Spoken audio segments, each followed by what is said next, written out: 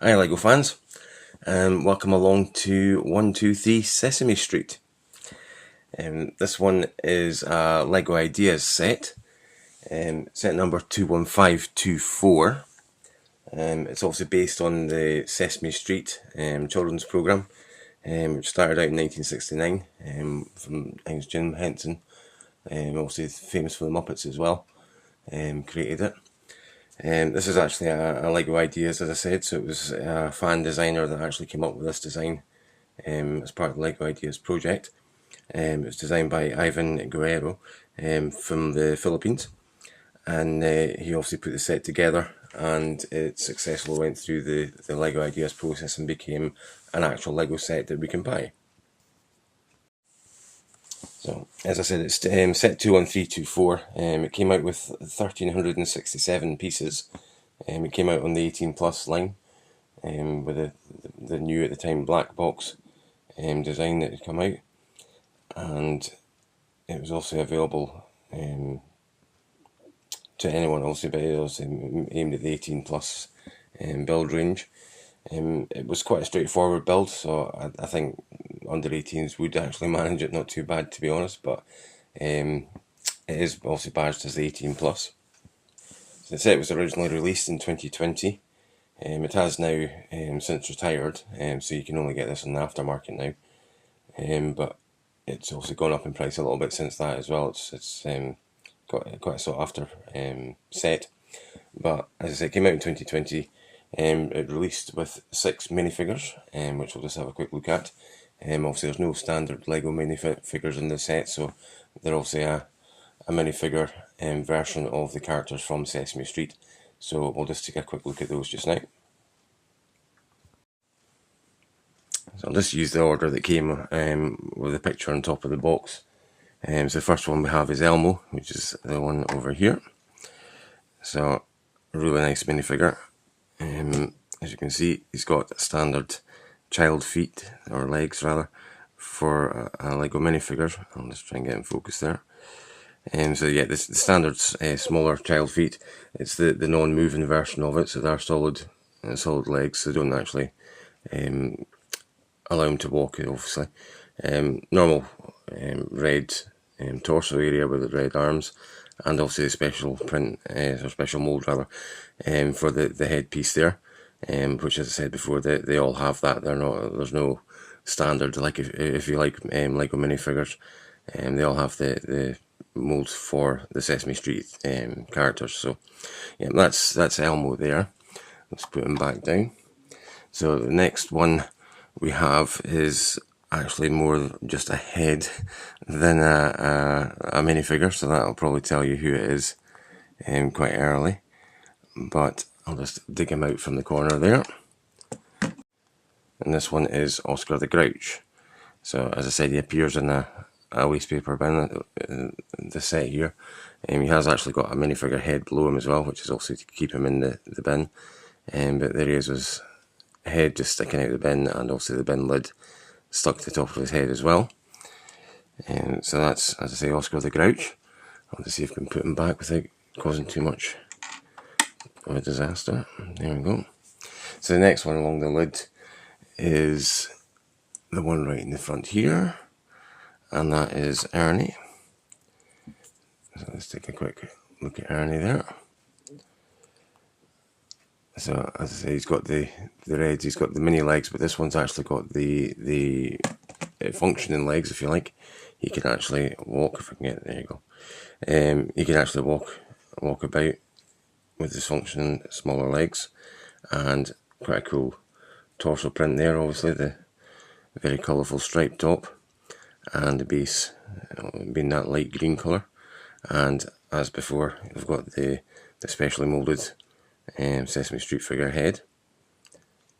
So that's him. The next one on, sorry, as I said, that was Bert. So the next one we've got is Ernie, who's over here. So here we are. He has, again, small legs, and these ones unfortunately don't move. They're obviously solid, so no walking about for him. And again, we've got the nice striped jersey. This one's mainly blue and white, a wee bit of gold trim on it, on the red, standard red base for the torso, and again the Sesame Street mould for the head. There he is. So that's Ernie as well. Bert will stand there. I can't remember if I called him Ernie actually earlier, but Bert and Ernie there. So the next one on the lid of the box, there's actually a little duck which is sat on the bath just there. We'll go back to that when we look at the interior of the building. But next to the duck is the Cookie Monster, who obviously has some cookies in his hands. But here he is. He's got standard moving, small legs on the plain blue torso, and plain blue legs, obviously plain blue arms as well, and the Cookie Monster's moulded head on there, and a couple of standard Lego cookies in his hand, which I'm sure he's enjoying. And we've got the Count Von Count on the picture there. He's not actually got a minifigure, but he has made it into the set by way of appearing in the picture, which if I can just zoom in, and there we go. So yeah, he's got a little picture of the Count Von Count in the background there,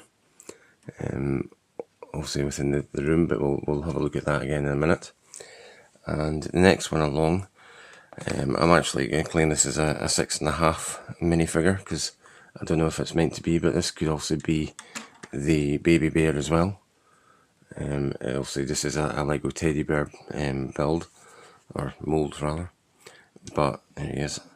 Also we had the baby bear character, so that could easily be a sneaky little half minifigure included there. But the next proper minifigure would be Big Bird, which is the one here, and looks really good. So let's give you a quick spin round, but his legs are actually a standard minifigure size legs. I'll just take the top off at the moment, if I can. It doesn't want to come off, there we go. So it's the standard minifigure size legs for the adult legs, if you like. Also orange with the pink stripes printed on as well. And he's got a special build for the whole torso. He's got a yellow torso, which is obviously the standard part, but the arms are a special one for this minifigure. Try and get it in the picture. Yeah, he's got kind of wings rather than the standard minifigure arms, but just the normal minifigure yellow torso there. And he's got the mould, which is more than just a head for the Big Bird. This one actually has the cover that goes right the way down the minifigure torso and covers that up. If I can get that in line and get it in, there we go. So that obviously lines up perfectly with the wings on the minifigure's torso. And just put the legs back on for him, and that's him complete. So obviously that gives you quite a large minifigure there. If we just take a standard one, let's grab one from over here. So we've got the standard minifigure there with the standard size adult legs, but as you can see the Big Bird is quite a bit bigger than the standard minifigure. It kind of towers over a head above the head of the standard minifigure there. So it is quite a tall minifigure that we've got. Obviously with the mould being the bit that's added the extra height on there. But yeah, really cool minifigures. So I'll just put them back down there just now, and we can take a wee look around the houses, see what they're like. So for the set, the buildings we've got is obviously 123 Sesame Street, the main building. Obviously it's primarily revolves around this in the show. And the other building we've got a secondary one just at the side here, which let's turn around here, and you can see obviously that it's the Hooper store. This is the other building we have in the set. You can also see as well it is quite open plan on this building where the store part is. We've got also one missing wall here to let us see in. We've also got the upstairs where the Cookie Monster is, and you can see it's quite cleverly done if I can get the angles right, but it's only a triangle, obviously the roof. We've got a cut off here, so we can actually see into the building a lot easier. And you can see obviously the TV, the seat and everything that he's got in his little apartment there. Very easily, because obviously the way that the roof's been cut off, it's chopped off so you can see in. So we've got the little sitting out part outside the store there, and in 1, 2, 3 we have obviously the insides here. Again, quite easy access. The downstairs part, we have also the missing wall here. We've got a couple of quite cool doors at the front. If you can just open them, there we go. So we've got a couple of doors also to open up into the area here, and we've got a reasonable access because we've got the back wall missing. You can see there's a bed, there's a picture frame there, train track, which is really cool. We've got the train builds, micro build here, and it's got the track which runs us around and under the bed. And we've got another bear there. We've got a rabbit teddy bear figure there. Upstairs, again, they've used a really cool technique. We've got a couple of triangle pieces, one either side this time.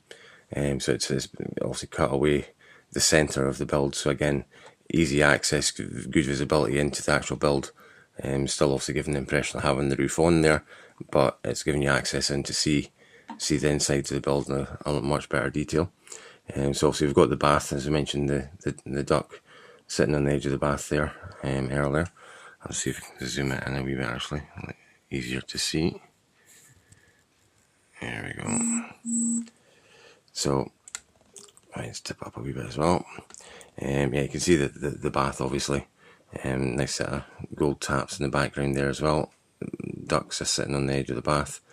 We've got a seat and a little mat, which you can't really see, a rug sitting there. Got a couple of beds to the side of it, so I think if I just move this up a little bit and make things a little bit easier to see. So you can also see there's the beds sitting there, and we've got a couple of posters on the wall. Bert and Ernie's obviously in the picture there. We've got a dinosaur on the shelf, and we forgot to look at over here, we've also got a shower unit above the bath as well. A really cool build there for a curtain, the dark blue bit at the background. It's kind of stuck on sideways, it's also built sideways and put onto a rotating piece, so it hangs in the background there, but it can actually move about also because it's on a hinged piece, as I say. But really cool build for getting that into the window area there. And we've got a few features on the roof as well. Obviously we've got the birds, I don't know if it's maybe doves or what they are, but the birds up in the roof there, along with the aerials. A couple of chimney stacks there as well. And I'll just put you back down the way. You can see down a bit easier in the ground floor area there now as well. We've also got the bed and the train track running around under the bed. There's a little bedside cabinet in the corner there as well. A great little lamp built on the wall beside it too. We've got a little space shuttle sitting on the cabinet at the back of here, as well as a pretty cute little fish tank. Just basically a clear minifigure head with a picture of a fish on the side of it, but really effective as a fish tank. And we have a phone obviously hanging on the wall here, which shouldn't come off the whole way, but there's the handset for the phone. And I'll put it back on because it should stick on the wall there. Just out the side here as well, we've got also an extra little build here, which I'll see if I can spin you around there, which I would imagine is meant to be the big bird's nest area. And you can see a few little bits and pieces just in the go there. I've got the little tree bit also sticking out, which looks really cool. There's a little bird box just on the wall there, a little red bird box. We've got some decorative parts also sitting on the outside of the windowsills there as well. The windows are all really cool builds. As you can see, it's using a couple of the window pieces there, but this is actually a gap in the bottom of them all, so that like the bottom part of the window is open. But really well done with a couple of 1x2 blank green parts at the side, just stuck onto snot bricks. So it makes it look like it's actually all one picture frame, window frame rather, but it is actually just the standard window pieces, two of them, and then the gap with just the plates at the bottom to get that effect. So I think it came out really well doing that as well. And also at the front here we have the Sesame Street lamppost with the street sign attached to it as well. So that's pretty much the go round the buildings. I'll try and zoom you back out again and let you see. So yeah, really good build. I think that obviously the biggest part of the build would be the minifigures for this one. I think they're really cool. The moulds look really smart, and they've also came out really well, and obviously very close to how they appeared in the actual programme. So yeah, really impressed with that. The build itself, obviously it's a really cool build. There's a lot of nice features in there, the way they've done the windows, and there's a couple of the bits like the way they've done the sides to stairs and such. Very simple, just using snot bricks for a lot of it, but really simple effect, but really effective. The way that it's come out, giving us this basically the little. It's hard to see there, but it's a single colour and matches the top here, so it's just giving it a little thin colour down the side of it, so it makes it a really effective. I think if I move that bin, just get a bit easier there. Really effective way of getting the colour to just make it look like it's a little thin part of the building, whereas also it's a separate part built into it. But because also it's on sideways on the snot building technique, it makes it nice and thin. Very smart and aesthetically good looking piece. And the same with obviously the workings, the way they put up the window frames and door frame there. A lot of really good snot building techniques just to get the different shapes to come through. So yeah, overall, as I said, it's a really nice build. I really liked the window here as well. I thought it was really good the way they've got obviously the lines. It makes it look like it is like real bricks, if you like. With the archway over the top of the window as well. It came out really well. And yeah, as I said, it's the buildings themselves also look really smart. There's nothing groundbreaking with them, but as I say, the main thing for me for the set would be the actual minifig, the moulds for the figs. But really nice set. Really glad to obviously to have that now.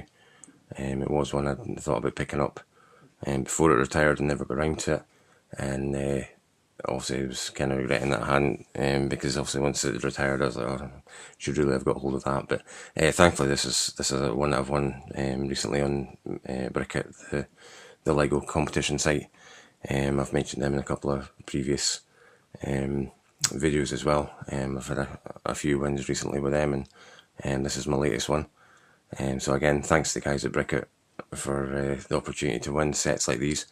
As I say, this is actually a retired one, so it's a really good one. My last one was actually the riverboat, which had literally launched about 10 days after the competition, so it was very early getting hold of that after the launch. But this one's obviously the other end of that scale. This is one that's actually retired and isn't available now, and I've also managed to get hold of it because I managed to win it on one of their competitions, so really grateful for that. And yeah, as I said, if MD is interested in using Brickit to try and win any of their prizes, obviously that new retired small sets, bigger sets, they've actually got a PlayStation, Sony PlayStation on at the moment with a Lego game that comes with it. I think it's around about £2, £2.35, something like that, for tickets for that. So yeah, if anybody's interested in getting involved, obviously I'll put a link in the description for that, and feel free to click through and see if it takes your fancy, and if you want to take a punt on it and see if you can get lucky and get a win out of them. But yeah, as I said, really grateful for the fact I've won a few now, and this one's obviously a retired one, which makes it even better because it's really difficult to get hold of these now for decent prices. So yeah, really happy to have that, and also really pleased with the way that it's come out, and obviously the look of it as well. and also mainly for getting hold of these minifigures as well. It's ones that I think we'll keep hold of, because obviously they're only going to go up in value, as far as I would think as well. So yeah, really happy to get hold of it. So yeah, that's the review done there. I hope you've enjoyed seeing the set, and obviously the minifigures that have come with it.